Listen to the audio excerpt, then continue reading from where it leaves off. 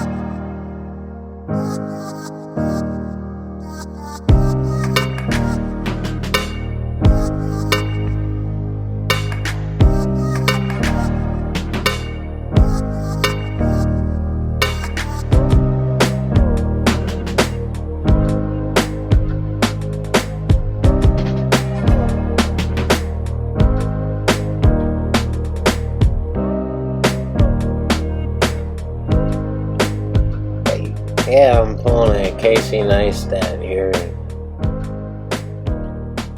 doing my video in sunglasses. How do I look? Are these too big for like this? Should I get smaller ones? I don't know. I'm debating on how this looks. Should I make videos with sunglasses?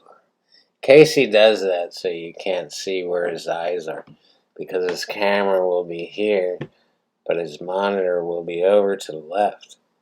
So he'll be watching himself talk, and it looks like something's wrong with him because he's talking to you, but his monitor's over here, much like my monitor is down here while the camera is up there.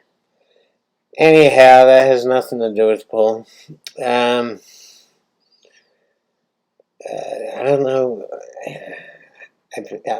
You have to draw this ball a little bit because you're coming out on this angle. So it's actually kind of a stun shot on an angle, so you're coming out for a straight in shot. On a 2 to just trickle down. On the right side of the 3, you need an angle on the 2, but just a little bit of an angle. Try not to get actually straight in, because whether we're going to the rail or just drawing off the 2, you have to come up underneath the 3 without getting snookered behind the 9 to kind of come up for the 4 ball. And the 5 is an issue because we have the 7 down here screwing things up. We have the 6 up here screwing things up. And this 8 ball is also in the way of a lot of shots from the 4 to the 5.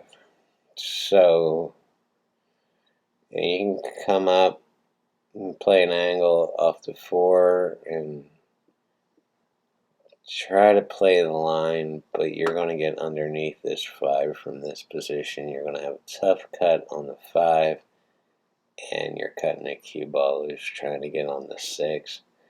If you try to come up all the way down here on the 5, it's going to be a tough cut. To get on the 6, it's going to be too much work. So how do we do this? Well, I'll show you what occurs. Again, this is you need to draw this a little bit to come out on this angle. While we do have a tiny bit of an angle on the 1, it's not enough to just hit a stop shot. It's not going to come to this side of the table far enough to get on this 2 ball. You're actually liable to get bad on the 2 if you don't draw it just a hair. You don't overdraw and don't hit it too hard like I do some of these shots here. I was feeling good this night, and I'm sure you guys have all felt good on certain nights. I played well too after I took this video. I had a match and did quite well on it. Here I don't get far enough down. We needed to be down right about in front of the 9 ball here to get on this 3 to get back up on the 4. And now, while this cue ball might look straight into the pocket, we have to go down to this end round back up. And I'm making a really amateur mistake here. And I hit it just too hard, and I put no top on it at all. It was too hard, and if what I want to do is cut right here and replay that in slow motion, and you'll actually see the cue ball hit the 3 ball and jump up off the table, and that's always how you know you hit it too hard, and that's why it had no energy coming off this rail.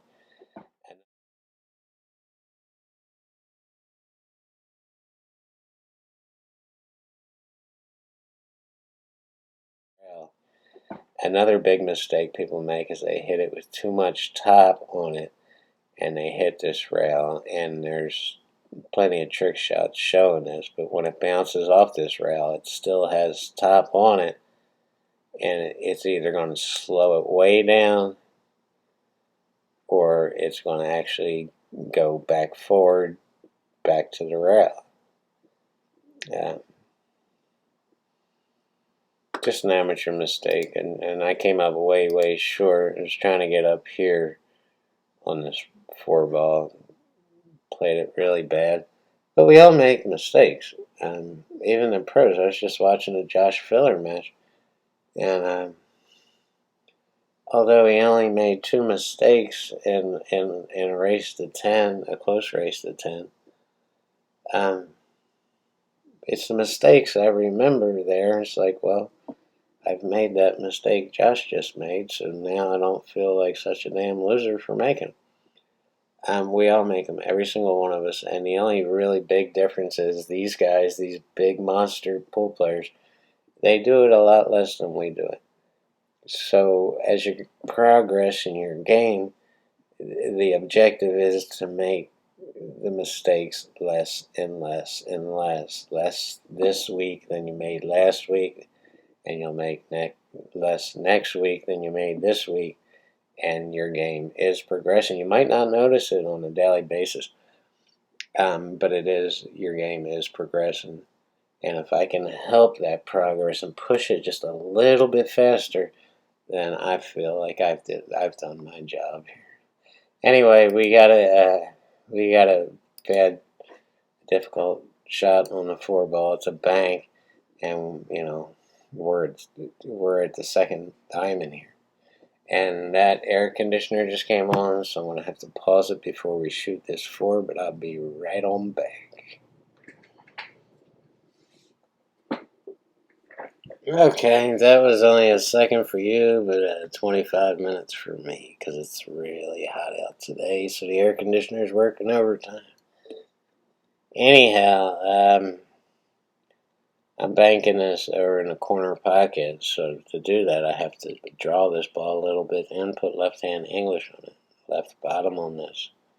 And I know that's going to send it into the 8. And if I hit the 8 high and bounce up a little bit, I can shoot that another draw shot off the 5 to come off this rail and bounce over to the other rail, the other long rail, for a straight in shot on the 6.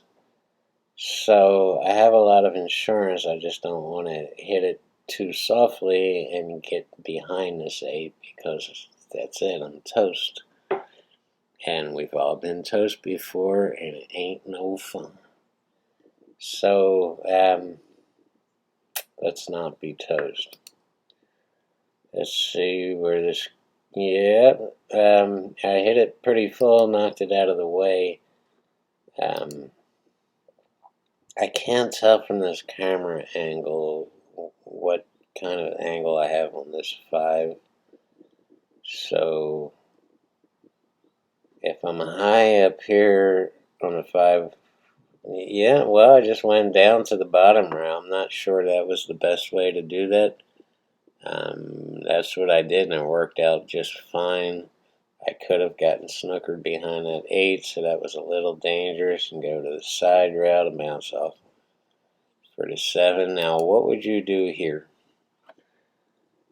I have a right hand cut on this shot. So the question is, would you spin this back out for a shot on the 8 in this corner? Or what else? You could actually draw this off the 7, come back over here and spin it out for the same shot on the 8.